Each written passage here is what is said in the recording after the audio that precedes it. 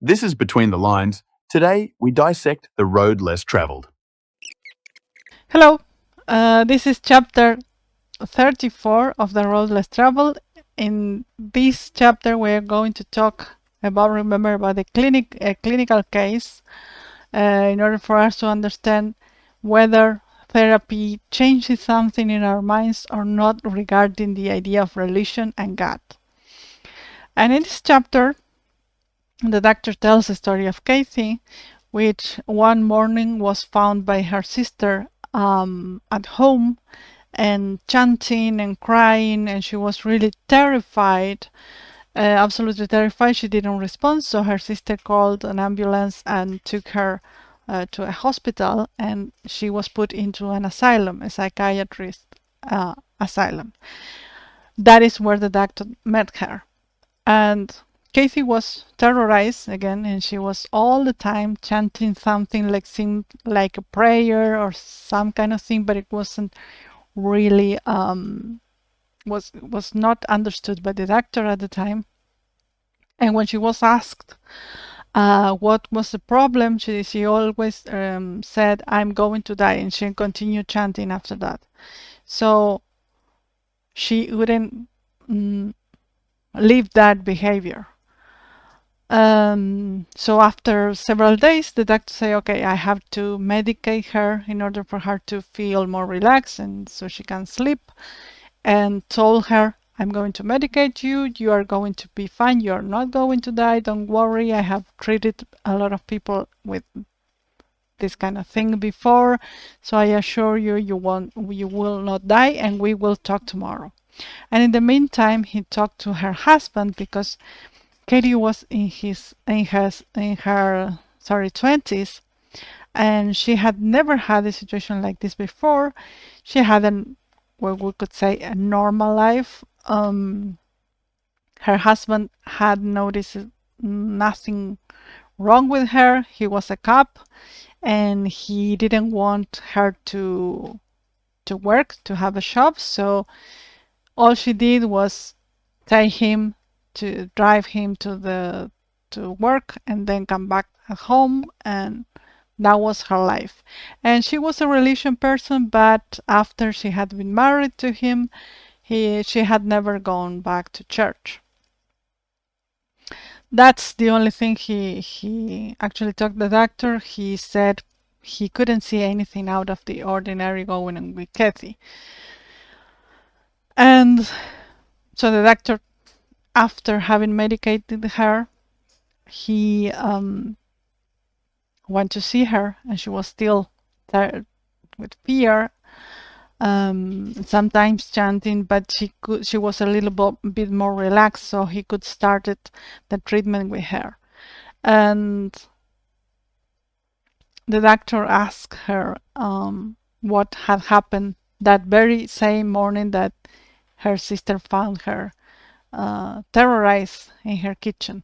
And so she said that she had driven her husband to work, and then she said, "I'm going to die." Every time she was saying again, "Oh, I'm going to die, I'm going to die." And the doctor said, "Okay, you're not going to die, and please tell me what happened. After you deliver your husband, you left your husband at work. What did you do?" And she said, "You take this. Something was different, apparently," he said. And she said, "Yes, that morning, I took a different road." So the doctor asked more questions, and she said that she had gone to the house of her previous boyfriend from adolescence, and, af- and after that, she would repeat, "I'm going to die," and the doctor tried to reassure her and that kind of thing. So the story I'm going to sum up here. The doctor actually says it took him several months of treatment to really understand what happened that morning, after questioning her and after understanding what had happened and all the things that have been going on previous to this episode. And one of the things that had been going on for several years, remember she had been married to Howard, was her husband, several years, and she had had premarital sexual relationships with him. She being a Catholic, that was a sin, of course. So when she got married with him, she stopped going to church. And that was her first sin, I could say. And after that, she wasn't sure. She didn't want to have children with Howard because she wasn't sure she really liked him. So she started taking a pill, and at that time it was considered a sin to take a contraception pill. So that was another um, sin that she had committed, and she didn't want to go back to church. So she started praying. And at first, her husband started to mock her for praying. So she, because she started praying 5 minutes every hour. So what she did was, okay, I have to compensate the hours my husband is at home. I have to do it hidden. So she started praying more, but when her husband was not at home. And after that, she started having some other problems. Like at first, she really liked having sex with her husband, but then he seemed to have lost interest in her, and she had to beg him in order to have sex. So she started touching herself, masturbating, and also that was another thing, sin added to her list of sins. So she started praying even more, and then she started looking at other men and having this thought of being um, to cheat on her husband, and this thought of infidelity. And she started to pray even more in order to compensate for those sins she was having in their mind. And she started thinking about her ex-boyfriend. Bill, it was the name of her ex-boyfriend, and she started considering going to her home, to his home.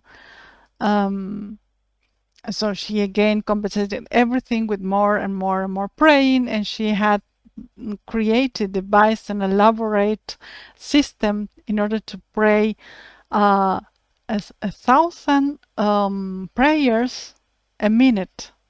She did like some crazy things in order to be able to pray more and more and more. And of course, she thought about divorcing, but of course, that was another sin that she couldn't commit because the Catholic Church didn't allow divorce at that time. And then she had some thoughts of taking her own life too, and at the same time, that's another sin for the church. So she was like really complicating herself, and she thought, okay, I maybe I have to go back to church, but I will have to tell all the things that I have been doing and thinking to the priest, and I cannot do that, and all the things going on in her mind until that very same morning when she went to her ex-boyfriend's house. He wasn't there. Apparently, she couldn't find him, but she felt like she was going to die because of all these sins she had been committed in her mind. And she had been also afraid of going out in public because she would fancy every man she would encounter outside her house. So I'm summing all this up right now, but this was apparently the produce of her upbringing, as of course not every person in the Catholic Church has this. This was this specific case, But the doctor says that he has found many cases where religious, not only Catholics, but many religious people have this kind of breakdowns because they have this idea of a God that will punish them and will kill them and those kind of things. So he had several months of treatment with Casey, and after some time, she was able to confront her husband about his behavior with her, and he started going to another therapist where he also realized that maybe he had married Casey only because he was real catch, as every other man would say to him, but that he really didn't love her, and he was actually having thoughts of being with another man. So in the end, Casey started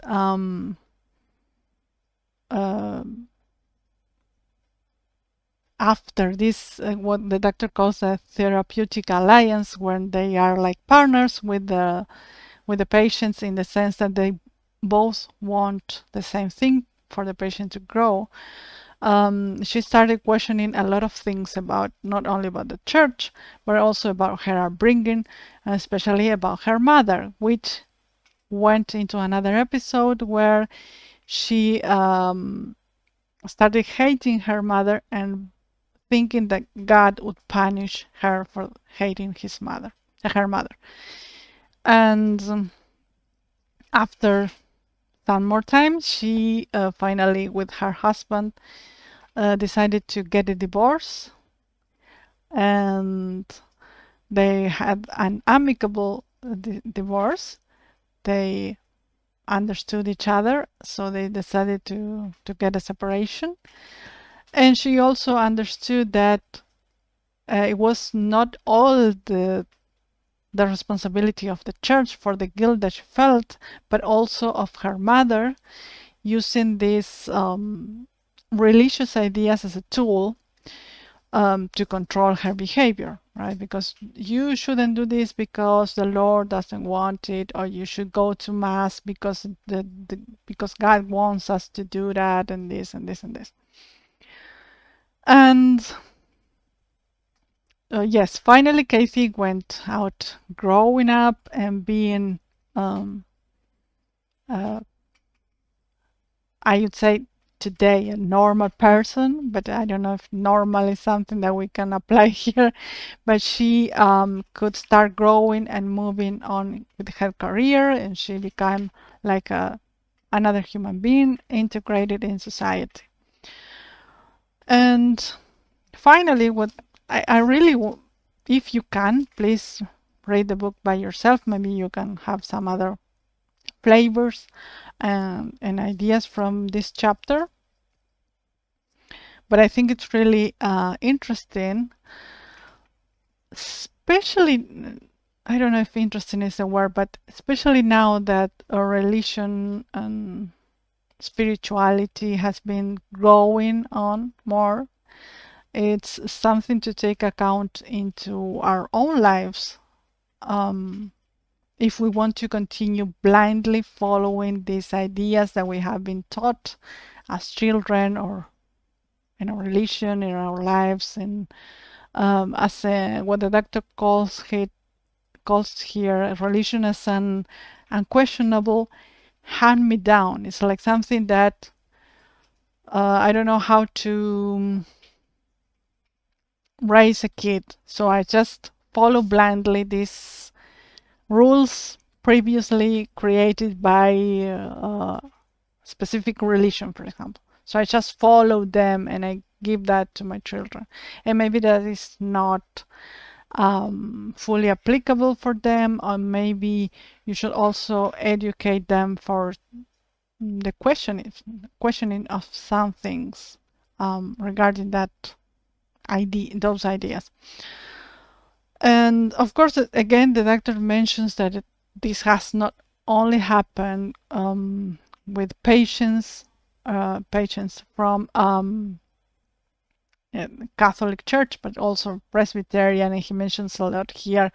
I think this could be applied for any religion or spiritual ideas. Well, I'll leave you to figure that out for yourself, to think about what could or couldn't be part of the problem. Or, of course, not everyone that goes to a church ends up in an asylum. But in some cases, and in many cases, the doctor mentions here, he has seen this as part of the problem of the person. And however, he also mentions that even though many psychiatrists and psychologists see as religion as the enemy, or religion as a neurosis, he actually says sometimes the opposite happens too. And that is the case we are going to see in the next chapter. So religion is not bad necessarily, but we should see how we apply that into our lives and how do we process these ideas. And having said that, I thought while reading the book about a song I remember by Fieldel, which is called the Wolf. And then I was reminded about Same Old Energy, that is another song that applies in this case. So I think I will leave you. Oh, sorry, I dropped things from the book. I will leave you the link to the video of Same Old Energy. I think it applies more to these days. But you can comment of what is your thought about this thing about religious, and in this case, for the case of Casey. Again, if you can read the book, the better. And see you next Sunday. Bye bye. Thank you. Stay tuned for Uluwa's next episode.